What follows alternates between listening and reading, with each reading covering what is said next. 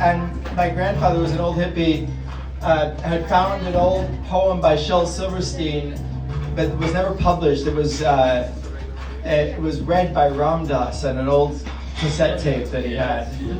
And he had transcribed this poem and written it down. It was 4 pages long, and it was called The Perfect High, and it was totally inappropriate for a 9th grader to be reading to his English class.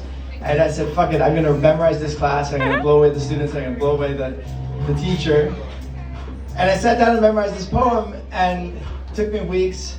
And the teacher was so impressed that at the same time realizing it was inappropriate but not wanting to stop me. And she let me read this poem. And I'm still amazed to this day that she let me do this. And somehow the poem has stayed with me. And every once in a while I'll recite it.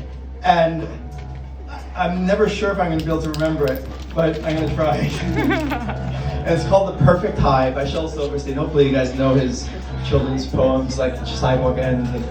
But this is a rather different genre here, in the same style. So, there once was a boy named Gimme Some Roy. He was nothing like me or you, 'cause sitting back and getting high was all he cared to do. As a kid, he sat in the cellar sniffing airplane glue, and he smoked banana peels when that was the thing to do. He tried aspirin and Coca-Cola, he breathed helium on the sly, and his life became an endless search to find the perfect high. But grass just made him want to sit back and eat chocolate chip pizza all night, and the great things he wrote when he was stoned looked like shit in the morning light.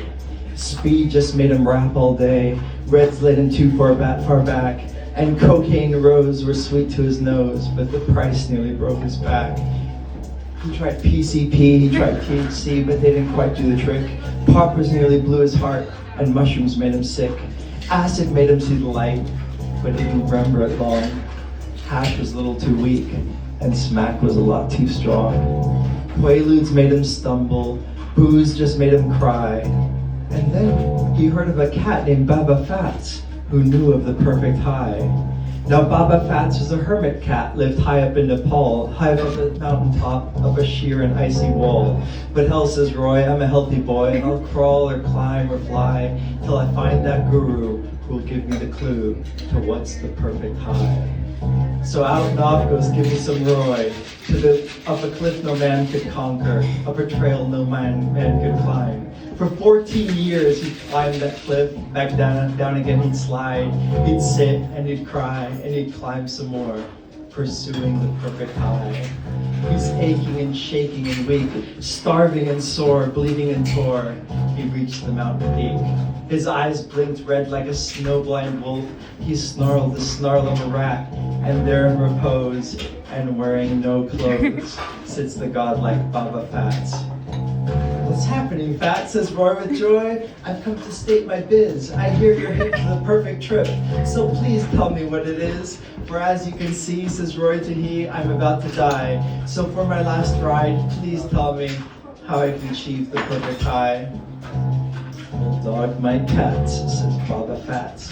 Another burnt out soul who's looking for an alchemist to turn his truth to gold. Son, it isn't the dealer's stash or on the druggist's shelf.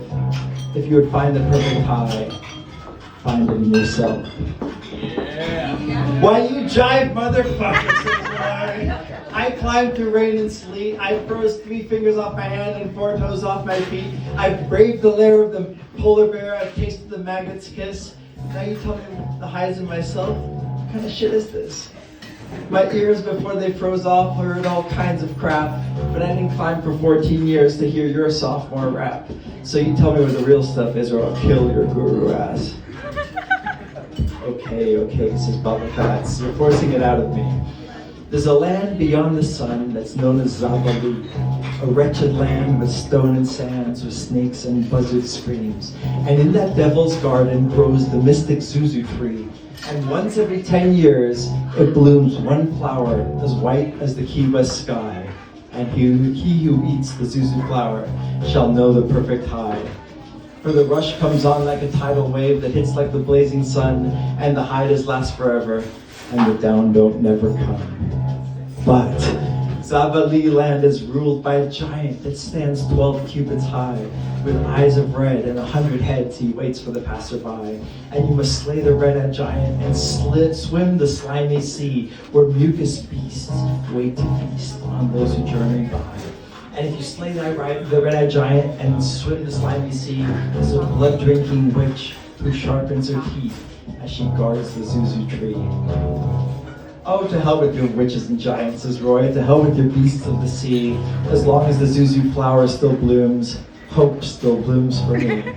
With tears of joy in his sun-blind eyes, he slips the Guru of 5 and crawls off down the mountainside, pursuing the perfect high. Well, that is that, says Baba Bats, sitting back down on his stone, facing another 1,000 years of talking to God alone. Yes, Lord, it's all the same. Old man or bright-eyed youth, it's so much easier to tell them some shit than it is to tell them the truth.